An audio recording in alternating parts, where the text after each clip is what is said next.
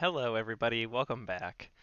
In this section we're going to be talking about media blocks as shown here in the outline. So in this section I'll be going over for public account and then also for the paid account. So for the first part of the video it'll just focus on the public account information, including images, creating web maps, express maps, swipe, and video. But before we do that, I'd like you to scroll down and click on the link for Start by Planning under Making Your First Story. So this is an excellent resource, and I'd just like to highlight the very beginning of it. So when you are creating a GIS story map, what you're trying to do is you're trying to convey information in a visual sense. So you're taking data that could be complex or difficult to understand, and you're creating visuals and then reducing that data down to the visual level and also just single points. So it's really important to keep that in mind. And as you're going through it, you want to be telling a story to help succeed with conveying your information. So planning an engaging story takes practice, and there's definitely a few tricks to get into it. Um, some of these tricks are including identifying your target audience. So make sure, are you gearing your story map for future employers? Are you trying to convey information to your fellow classmates, or is this for a project, etc.? Next, you want to define your key takeaways right away. So whether that's creating an outline, whether that's saying this story map is to showcase air pollution, whatever it might be, make sure you're upfront and you define those right away. You also want to create a content inventory, and then lastly, draft an outline, like I said earlier. So I highly recommend you click through all these links, and it really expands into everything I just talked about. But this is a great guide to to set you up for success.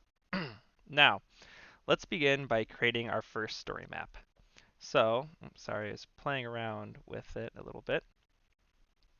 So under your stories, when you log in, you're greeted with that story section. Click plus new story, and then let's start from scratch. They also have some templates for quick start, including sidecar, guided map tour, and explorer map tour. But don't worry, you can include all three of these into your regular story map from scratch. So we're going to start a story by scratch. From here, you can title your story. So for whatever it might be, but just for the case of this example, I'm just going to keep using air pollution as an example. So Hanoi air pollution. And you can also start with a short description or subtitle if you would like as well. So for example, air pollution examples for story map overview.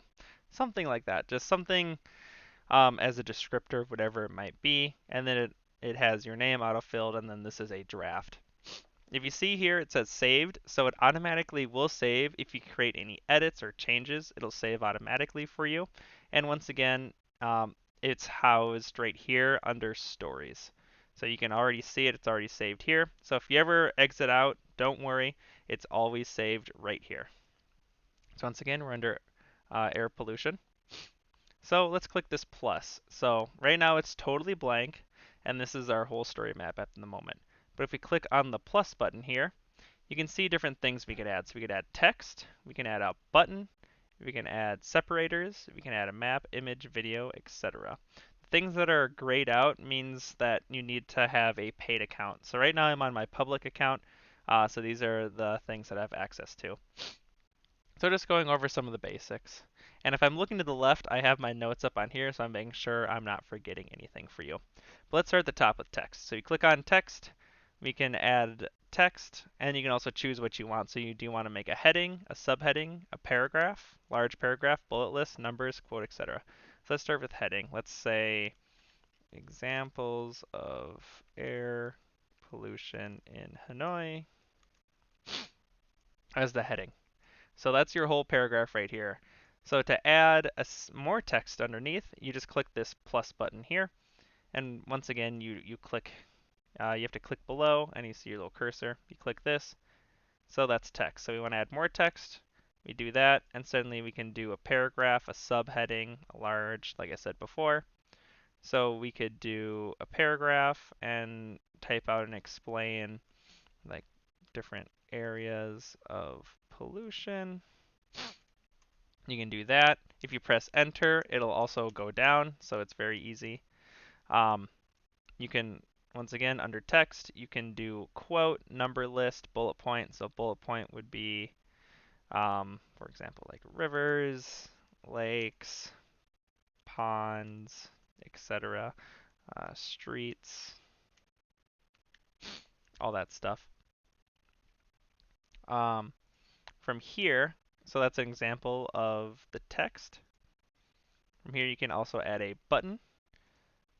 So this is a good way just for an eye-catching thing. So if we want to do examples of air pollution in Hanoi, we can make that into a button like that. And you can also move it right here. If you go over to the left, you see those 6 dots there, and your cursor changes to the 4 pointers. That means you can move these different sections around. If you want to clean it up, make it look a little nicer, you can also add separators. This is a nice way to separate to a different topic, for example. So I want this all in the same topic, but then I want to create a separator, and then maybe I want to add another heading, for example. This be like examples of cars. So then from there we can add examples of cars giving pollution, things like that. Obviously, once again, this is just an example. So next, if you like to add images, what you do is you go to here, you click the plus button, and you can add an image. You can upload an image, or you can link one if you find one on Google Image, things like that. But let me just upload an example one. These are some images that I have here. Let's just go with people wearing a mask on a motorbike. So you can see the image will go in the center here. We can float the image to the right, so it's on the right-hand side of the screen. Float to the left, so it's the left, or the center by default. If you click on the settings, you can allow the reader to expand. So that just means when they click on it, it expands the image out. You can add an attribute, so give credit to the original creator. And you can also add alternative text if you'd like to do that as well. From here, you can add a description to the image that shows up at the bottom. So you can say, people wearing a mask while driving motorbikes, like that. So now it shows up right there. And lastly, we have more options. If you'd like to replace the image, so say, oh, I clicked on the wrong image, you can click Replace Image, and you can upload a new one, for example. So that's basic levels of images. From there, you can also use the swipe feature. So this is when you upload 2 images, and you swipe from side to side. So let's have a swipe right underneath, and you can see this is what the basics look like. So you could do an image map or express map, which is pretty unique for each one of these. So for example, we click on image, we go to here, we want to have people wearing a mask in the city, and then also we go back to here, we have people wearing a mask on their motorbikes. And as you swipe, you can see the difference, so it changes like that. And once again, you can, from here, you can change the size of it. So right now it's set to small, but if you want to expand your swipe feature out, you can go to medium, or lastly, you can go to large here to make it really expansive. You can also add a caption, like I said before, just like this. If you go into the settings here, this is about cropping your image if you want to crop or do not crop, and then properties as well to add text to it. Let's see, image, you can also upload videos, like I said before. So you can either upload a video that you took, or you can link to one. So what I recommend with this, if it's a short video, I recommend you just upload a video directly. So whether that's like my skyline video, for example. Oh, see, actually this was too big. So like I said, videos have to be 50 megabytes or smaller. So let's see if I have a smaller one, something like this. So you can either upload a video directly and people will be able to play it, or if it's a longer video, like I said, if you go back to the plus video, you can link it. So if you upload it to YouTube, you can copy the YouTube link into here and it'll play it. So let's just go to here. Let's go to my YouTube. So here's an example of a short that I don't think, apologies, you can't actually link a short. That's what I was testing. But let's say we want to see the one of burning garbage. I just copied the link here, go back to our example page, click on plus, video, link, paste that in, click add, and it links directly to the video right there and embeds it. Once again, you can display as content card. Here's just different features. Float left, so it's on the left-hand side. Small, medium, large. So you want the video to be quite large. So this is just things to play around with at the end once you have all your content uploaded, just to see what feature or what makes it look the nicest. So how I recommend you create story maps is first you have the design, so you add all your content that you need in first. So all the videos, all the photos, all your points, all your written, and then you go through and you make it look the nicest. And I'll be showing you how to preview and how to change those features in just a little bit. Lastly, you can create and embed maps into StoryMap, like I said. So if you click on the plus again, we go down and we click on map. There's a few different types of maps. First, if you created a map on GIS Online, it'll show up here under your account. But if we want to just create a quick express map, we click on plus new express map. Now, you can get as detailed or as complex as you want, but I'm just going to be showing you just an overview of it, just so you can help visualize exactly what you're trying to convey, whether it's the location of an event, or whether it's just a city you're trying to talk about, whatever it might be. So you can search by location anywhere in the world. So if I type in Hanoi, it'll come in Hanoi, Vietnam, and it zooms right into here. If you click Add to Map, it adds this point to the map. You see on the left, I can add an image to illustrate this point as well. So when users click on this, it'll show the image, but I'll just leave it as Hanoi. You can add a description, or you can also change the symbol. So if I want the symbol to be bigger, smaller, or once again, you can change the symbol to represent a picture. Yeah. Just sake of an example, I know it's not Hai Long Bay, but I just uploaded a photo of Hai Long Bay, and now that the symbol changed to there. Or if I want to have it back to that, I can do that. Or I can also add Hai Long Bay to the image here when I click Done. Then, when someone clicks on the image, it should show the bay. Although I believe it needs to be published first, and then people can see it. You can zoom in and out, and this will give you the frame where it shows on your story map. So if you want it to be more zoomed out, to have a more broader picture like this, that's okay. Or if you're specifically focusing in on, say, like this lake or this neighborhood, whatever it might be, you can zoom in as small as you like to go. We have different quick settings here. So this is group select. So if you have a bunch of points, you can click and drag and it selects all those points at once for you. But since we only have one, we don't really need that. You have an undo button in case you mess something up or accidentally delete something. You can always undo it. You can add a point. So say we're talking about this lake specifically and there's something here. We can add a point here and we can name it. We'll just say, what we'll call this, lake outcrop. And if I had a picture of that outcrop, I could also add it here, but let's just add this as an example. This is a picture of one of the lakes. And now suddenly I have 2 points right here and right here. You can add numbered points. So say I want to add something here for number 1 and just say area 1. So if you're talking about different areas, you could do that. Then you go back to the number. We go to here. We can do area 2. And then it shows us 1 and 2. So this is another great example. If you're listing different areas or if there's different, I don't know, buildings, whatever it might be that you'd like to number, you can have that here. And once again, you click on that, you can add a description, you can add an image, etc. associated with that point. You can also draw a line between these points. So say you want to go to here, you just press enter when the line is done, and you can name that. So like distance between points 1 and 2. So that can be the name of that line. And if you click on that, you can see it. So over here on the left is your drawn features. So these are all the different features of your map. And if you want to go back to Hanoi, you click on that, it takes you directly to it. So once again, we had this group select. So if I want to select like those 3 points, I have them selected right here in case I want to edit or do something like that. You can also, so what I just did was I clicked draw a line and it gives you just a straight line.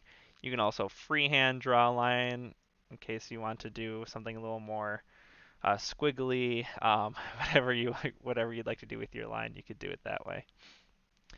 Since we don't need that line, I can also delete this by clicking on here, scrolling down and hitting the trash can. You don't need that. You can draw an area. So say you want to just do an area of this lake. From here, what you do is you just go around, you click on these different points. And I'm just freehanding, going super fast. Hit the plus, and then you have area of lake. Once again, you can add an image if you'd like. You can change the style, the coloring. So I want to make the lake red, that's fine, etc. So it's right here. Or say you're studying a neighborhood and you're like, okay, I just want to make an area of this neighborhood and say this neighborhood is like this, like neighborhood D here, whatever it might be. And then you can draw the free area right here. You can draw an area freehand. So instead of going with the different points like I just quickly did, this would be doing an area like that. So once again, that's a little messier, but in case you have an oddly shaped thing you'd like to create an area for, it's much easier to do it that way.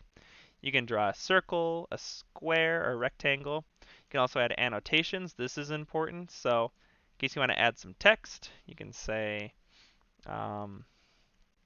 this is the, like, say areas of Hanoi,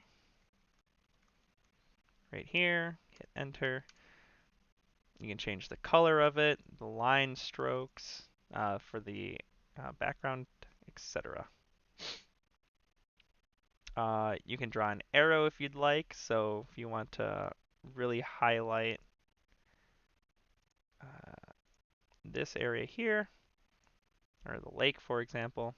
So say if you want to connect the lake to this text, and then from here you would say Lake of Hanoi, just giving it a title, making it look a little nicer. Once again, you would want to focus more on a theme though, instead of just randomly adding points, lines, etc. Make it look a little nicer. I'm just showing you the different features that you can do, and you can also do a two-headed arrow if you'd like to do that instead. But say you're satisfied with this map, everything looks good. All you do is you click Done in the bottom right, and it'll load directly into your story map. So once again, we've added these pictures, we've added swipe, images, videos, and now we have this map here. So people can zoom in, they can zoom out, they can see, if you click on that, once again, Hanoi, it shows Hai Long Bay, a picture of that. Lake Outcrop, it'll show the picture if you just hover, if you click right on it. So once again, this is a really powerful tool to visualize data that you're trying to convey. You can also add a caption to this. But say you want something a little more advanced with your map, like for example, the Living Atlas map that I showed you, where it conveys live data. Okay, so we have our map here. So say you want to add a living map, like what I added with showing air pollution and things like that. What you do is you go to the plus, you go to map, right here at the top, sorry, Living Atlas. From here you can choose different categories if you'd like. But for me, let's just do National Geographic style map. So this shows the National Geographic style map. And actually, since we're going to be doing a little more editing, you want to click on View in ArcGIS.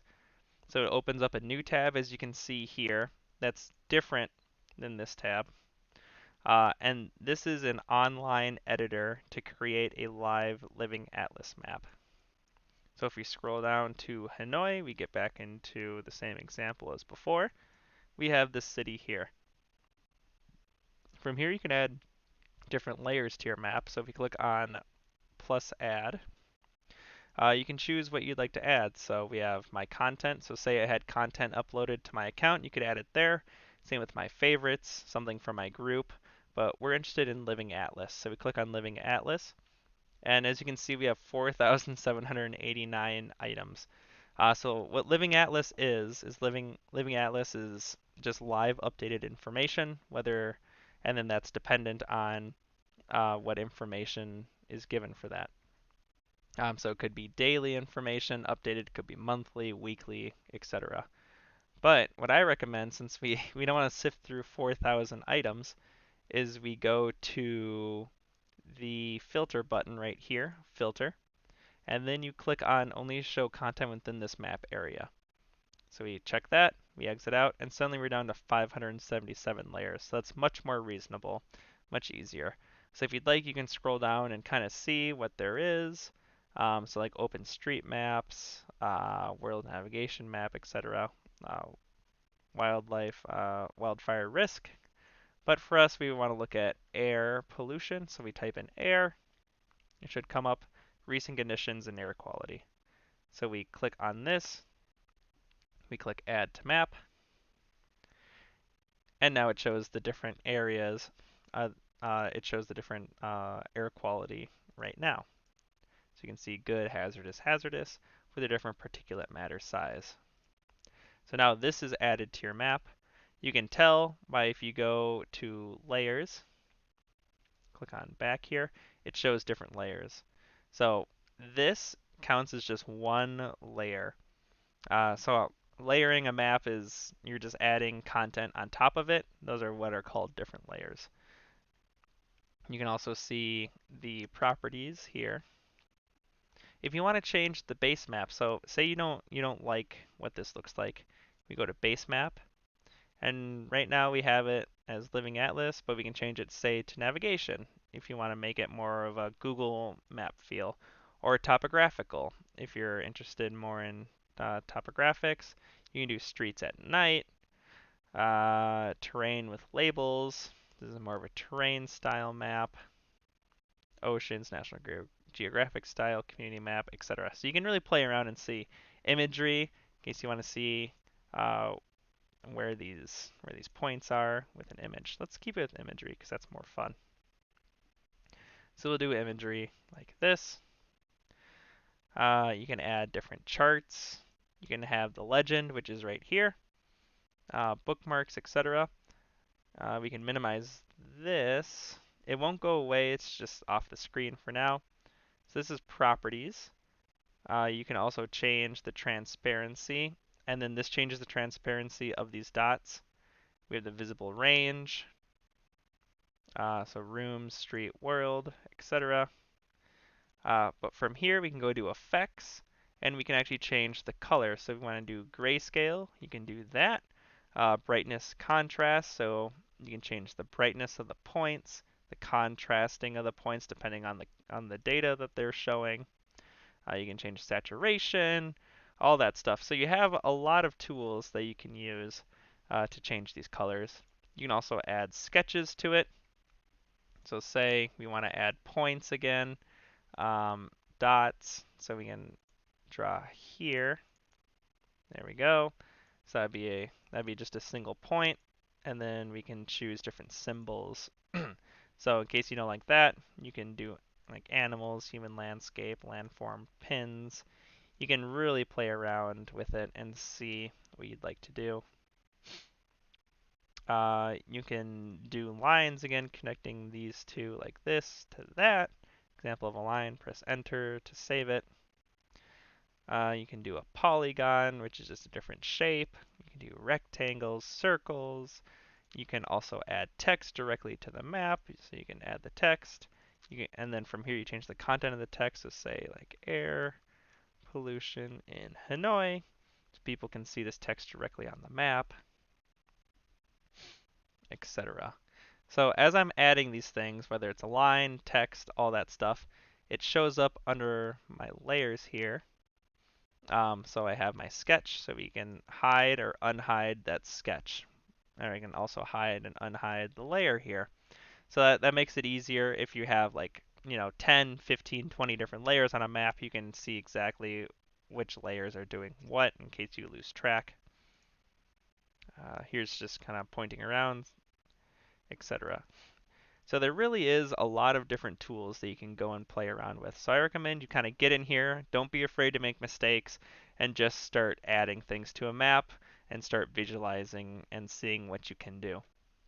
So say you're satisfied, this is our map that we want to finish up. Here let's zoom in a little bit more so it's a little more focused. We have this. All you have to do is you click Save, Save As, and then you can title it. So let's say Hanoi Air Pollution. You can choose a folder if you'd like. I'm just going to save it as my default. You don't need to worry about tags or the summary unless you have a lot of content and you'd like to change those, then you can. But I just click Save. So now it is saved. It is okay to close this tab. Then, when we're back on our map here, it just shows up right here under Hanoi Air Pollution. Once again, we click Place Map, and then it shows up right in our StoryMap board.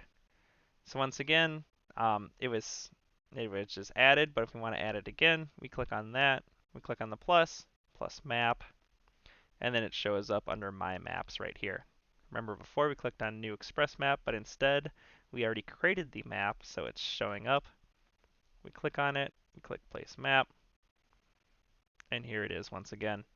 Say we want to zoom in, we can do that, etc. So those are the basic features of the first block, for the media blocks for the public account. And stay tuned for the paid version and then also for the next sections. Thank you very much. Hope you have a great day.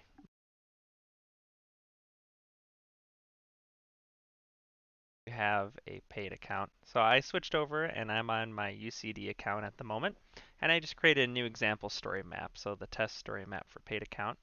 So the first feature I'll be showing you is how to embed audio. So in the previous, with the free and every other version, you can have video, but say you just want audio. What you do is, once again, you click on the plus, you go to audio. You can either upload an audio file, or if you click on embed, you can copy and paste a URL with an audio file on it. So this is a great way in case you want to have some background music, or if you're doing an interview, for example, and you want to include the audio of that interview, you can do so right there. The next feature is actually embedded. So once again on the plus, and then we click on embedded. So this way it seamlessly incorporates web apps, dashboards, social media posts, and other online content into your story. So say we go to embedded here, and we can copy and paste a link directly on. So if I go to the UCD Mountain Research Twitter account, and say I want to embed this tweet that we retweeted, copy this, go to embedded, we click add, and it adds the tweet directly in. So this is a great way to show, to pull different media from different sources. You can display as content cards, so something like this if you'd like to do it that way, or as interactive, which is what this is. And you can also reply, heart it, add it, whatever you'd like to do.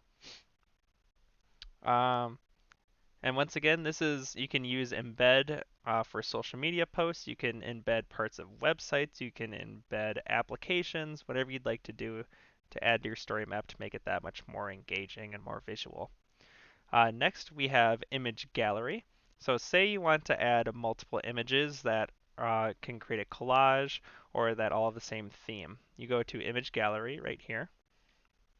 You can upload up to 12 images at a time. So I'm just going to copy and paste all these into it. It has 11 images selected, and say, oh, I didn't want to add that one, we just deselect it, or you can reselect it. Click on Create Gallery, and now it's uploading at the moment. And once these photos are done uploading, you can also change the format or the style of how the images are displayed. So you can create a collage, you can have them side by side. So as you can see right now, by default, they're all just listed here more in a grid pattern. But and right now it's selected to small. You can change it to medium or to large so it really fills up all the space. Or medium makes it a little more compact, and smallest is the smallest compact, obviously. If we go to options, from here you can choose the display. So right now it's just set to dynamic squares. You can choose jigsaw if you'd like to see that. Or you could do film strip. And film strip is a great way to have focus on specific images as you kind of scroll by. And how you do that is you go to film strip and then you can click on these arrows to swipe around left or right. You can also add more media if you'd like to. You can upload more. You can also pull different images from different sections of the story, but since I've only uploaded these photos, it's showing here. Or you can also link to like a Google image or something like that. Lastly, we have the timeline feature. So once again, we go to plus, we swipe down to timeline, and this is a great way to illustrate events in chronological order. So first you have to choose which style you'd like. You can do waterfall, single side, or condensed. Let's do single side. Create timeline. So date or time, so we can say December of 2020. We can add a description, and then we can do January 2021, add another description, etc. So you can plus add events, so you can keep adding events like that, or you can add a spacer as well. So it's like a dot, dot, dot, say there's a big jump in the timeline, or however you want to do that. So this is a great feature if you're giving an overview of a timeline of specific events. So once again, this is for the paid accounts under the media blocks of GIS. And stay tuned because next I'll be giving an overview of the immersive blocks next.